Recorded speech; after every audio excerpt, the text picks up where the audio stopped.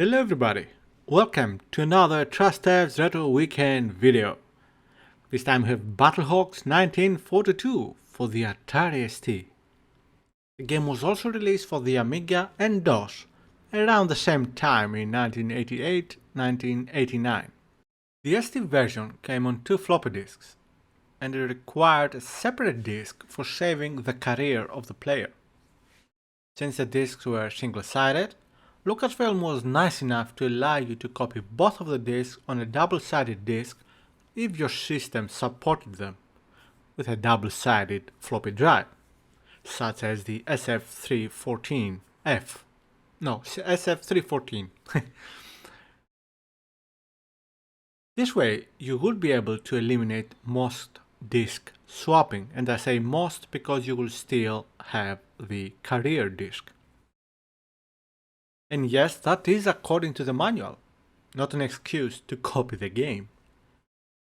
The game also supported 2 floppy drives, so you could go that way too if you're so inclined.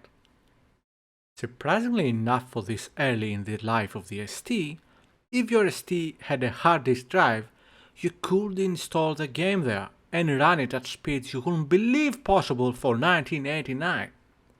Well, if you never owned a hard drive before, that is. Yes, it doesn't make any sense, but I'm keeping it in the script. I think it's a good joke. A bad joke, but a good joke. The game, like other flight and combat simulations, or simulators, I always confuse the two terms, had a substantial game manual. Lucasfilm not only allowed creating copies of the game, they also included a hefty manual to learn the game on your own leisure, and having something cool to show on yourselves if you so desired. Not a special edition, not a pay 2-3 times the normal price to get them, not pay extra to even download them. No, all included in the original single price. Yet for some reason Lucasfilm did not go bankrupt. The manual starts with a background historical chapter, detailed for a game, and general information included about the war in the Pacific, the units, strategies, weapon systems, major battles. All with real photographs from the time, and drawings where appropriate. This continues in the gameplay part of the manual, where the historical information keeps on coming in small bites. The manual has a short but useful dedicated section on how flying works. Basic stuff that can be useful if you are not experienced in the genre or just want to refresh things. There is also a detailed chapter on how to fight properly depending on the mission and plane type.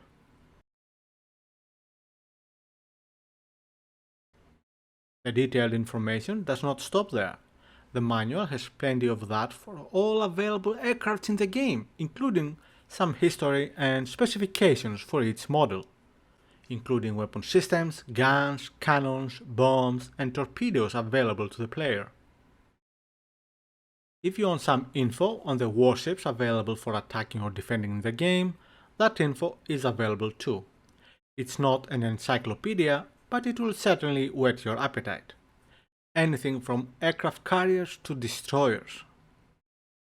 Extensive bibliography is available for those who want to check even more info on the subjects covered in this game and manual. At the very end of which there are folded color maps of each of the battles covered in the game, with movement and actions of the major forces.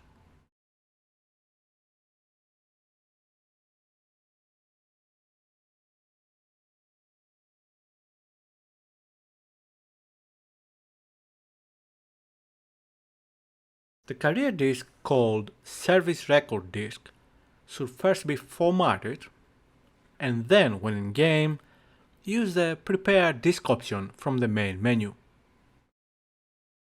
Before I show you anything else, yes, the game has an in-game section showing you all the available planes. You can even rotate them to check them as you wish.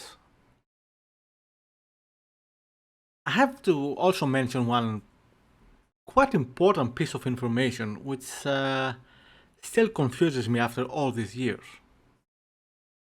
I don't know about the other two versions, the Amiga and PC, but the ST version does not support a joystick.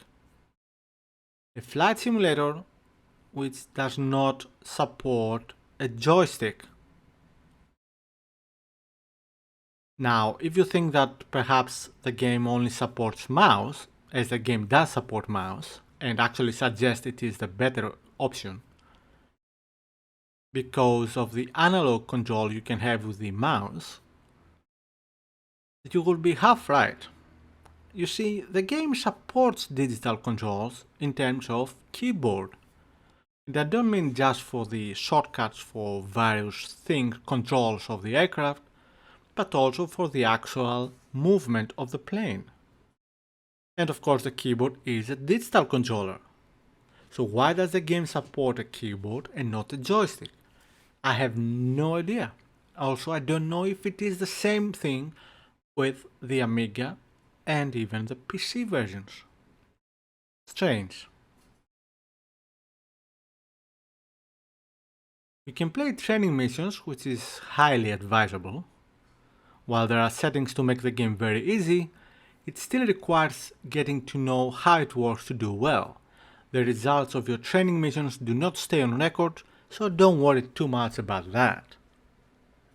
When you start a new game, you can start right away with the default pilot name, which is an American called Trainee. Obviously, if you want a career, you better create a new one, and yes, you can play as either American or Japanese, and fly the relevant aircrafts. Speaking of flying, you can fly as a fighter pilot, or bomber pilot, or torpedo bomber pilot, depending on the mission. When the plane allows for an alternative position, for example rear gunner, we can take direct control of that too at any time during the game. Be careful though, there is no other AI crew at any point. If you don't pilot the plane, no one else will. Same with the rear gunner position.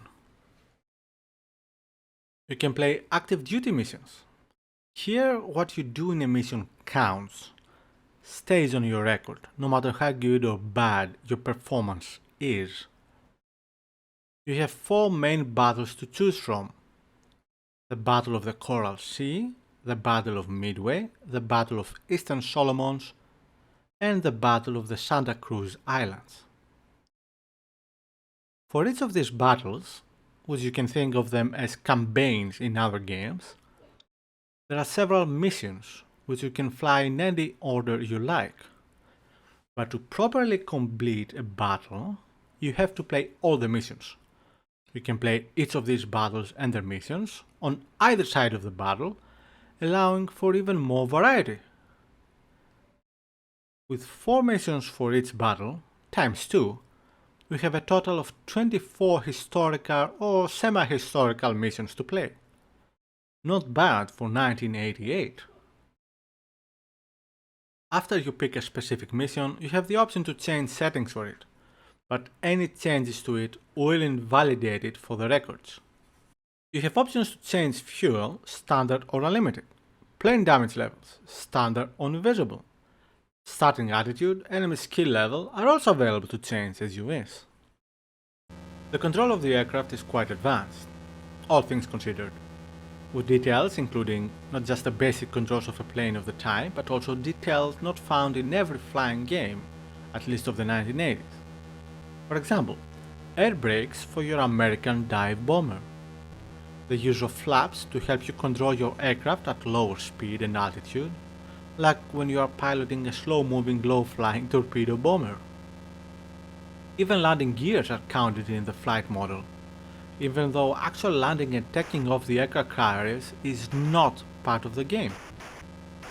In certain situations, and of course depending on the plane, you may extend your landing gears to increase air drag and give a little bit more help in trying to reduce your speed when desired. Stalling is taken into account, so be careful of that too. If your speed falls under 70 miles per hour with the flaps up, you are in trouble.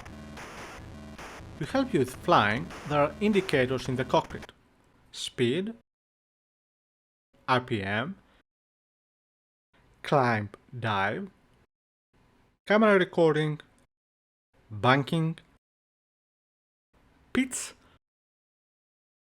view info, altimeter, compass, engine airframe damage counters, gun rounds, fuel gauge, and even warhead release.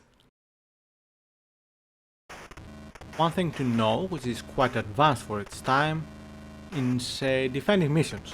The enemy planes can and will abort, try to retreat if they see they can't complete their mission, they are losing the battle badly, and so on.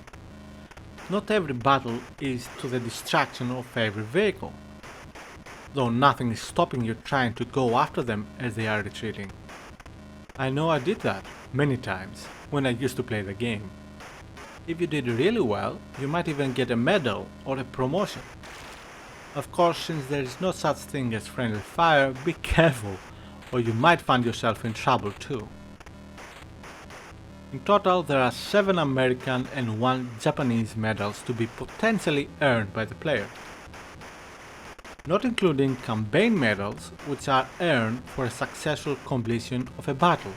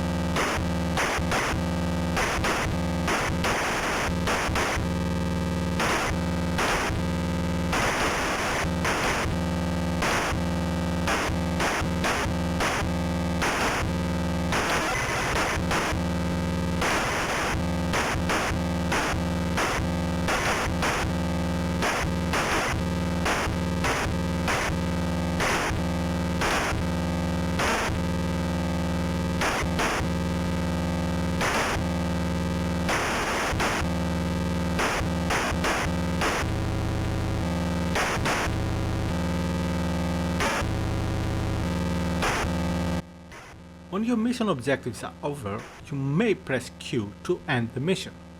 The game will prompt you to do so, if you so desire. The mission can also end when your plane blows up, when you ditch your plane, when you eject with a parachute, or when you crash. Be careful though, if your pilot dies during a mission, that is game over for that pilot. Not even a retry the same mission is allowed for a non-trainee pilot. Roguelike for the win. Right after the mission, you get a flight review screen.